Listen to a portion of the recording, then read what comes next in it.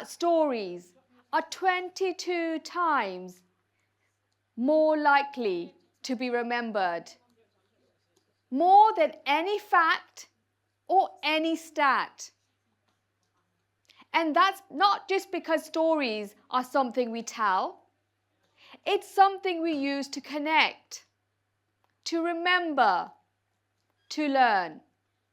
I didn't realize that my most important power wasn't my job, my role, or my title, but it was my story.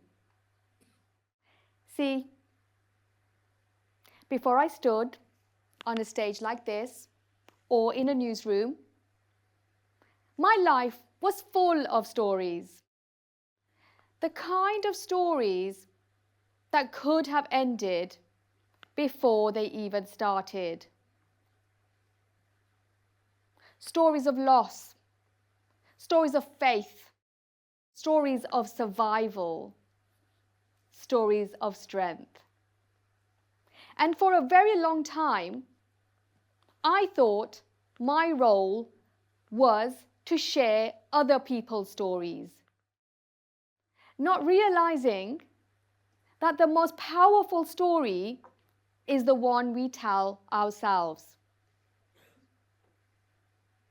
As I stand on this stage, 1 billion stories are being shared around the world every minute on every screen. But what's important is not the loudest story, but the truest story. See, when I was born, in a hospital not too far away from here, I was kidnapped. I made the news headlines. Thankfully, I was found. But my story, it could have ended there. Then, when I was younger, I fell very sick. So sick that it will be described as a cancer today. My doctors told my parents she won't survive, so they started preparing for my funeral. They lay out a big white cloth on the living room floor, as they do in my culture, to prepare for a funeral. Relatives started arriving to pray, the kind of prayers that you pray for the deceased. I lay in my bed with my late grandmother beside me, waiting to die. But I survived. I lost all my hair. I was frail. I was banned from eating salt. So I missed a lot of school. So when I was at school, I was always playing catch up. I was never the cleverest girl in the class. But then I realized it's not about starting clever. It's about just starting.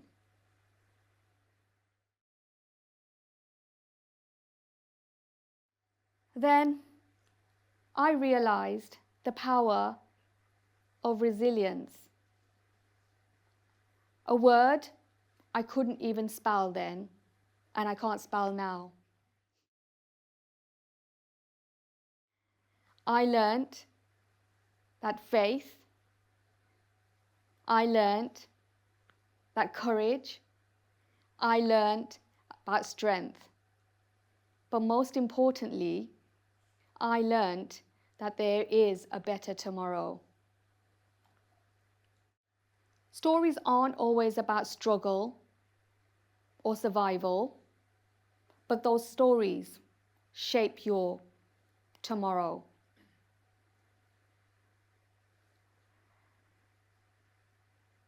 So things didn't get that much better I got married very young. I suffered. I had a baby. And then I became a single mother. Baby on the hips, bills piling up, dreams that seemed so far away. Days I had no hope, no faith. But then I looked at my son and I thought, I can't stop here. I need to carry on. Because if I look at things and my story as broken, it will always stay broken. I knew that my story is still being written and the next chapter could be a really good one. What I did is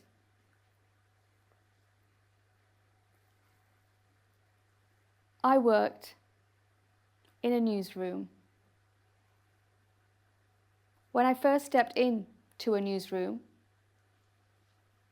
no one looked like me, so I wanted to fit in. Was I ashamed? Was I scared? Was I frightened? Yes, all of those. Because I thought I'm going to be judged. But I found that when I shared my story, it changed everything. People didn't judge, they leaned in. And my struggle became my savior. And my faith, my background, my community, that was my power. Because no one else in that newsroom could tell stories the way I can, from the background that I come from. So I used my power. Instead of dimming down, I started shining. I told a story about a Muslim woman in Birmingham, and I knew that nobody in the newsroom could tell that story better than I did. And that is the power of storytelling. Then, when I started sharing my story with others, I started to share the lessons I'd learned so that others can have a better tomorrow from my story today.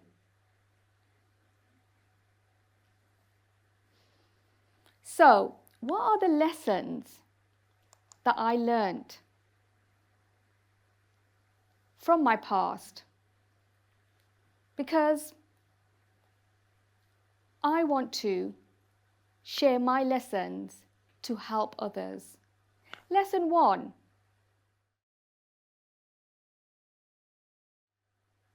Every hardship is a gift. A gift that gives you strength, that gives you empathy, that shows you a path. Lesson 2. You cannot change your story. You cannot change what's happened. But what you can do is reframe the way you tell your story. And you can rewrite and say it and tell it the way you want to. No story is too small. That's lesson 3. Every story matters, even the smallest stories, because sometimes it's the smallest stories that make the biggest change. And these lessons taught me how to flip my story. Flip, I hear you say. What's flip? Well, it took me 40 years, but I flipped it. I felt it. Don't hide your story. Learn from it. Feel it. That's where your healing begins. Lift from your story. Share what you have learned. It can be a massive, massive lesson for someone else. Inspire. Inspire through your story and your truth. Not because it's perfect, but because it's real. And power on. Keep going, keep growing, keep shining. When life flips you, flip it back. Feel it, lift it, and power on. I realized when I stood in a newsroom that the barriers that I thought existed were actually my bridges.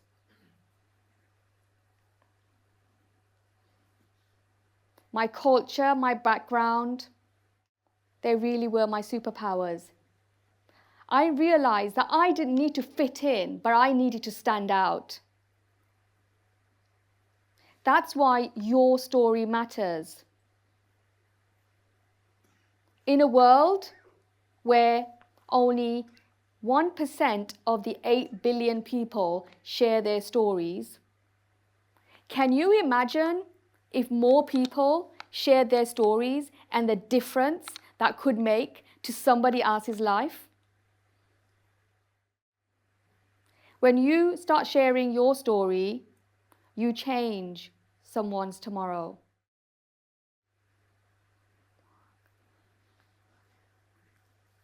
Your story really matters. To every girl who's ever felt small, I say or heard, you can't, you won't, you shouldn't. I know how that feels to shrink. But you can, you should, and you would. The world does not need you to shrink. The world needs you to shine. Be bold, be brave. When you share your story, or when any woman or girl shares their story, they help others find theirs. Using something so powerful, you can change someone's life.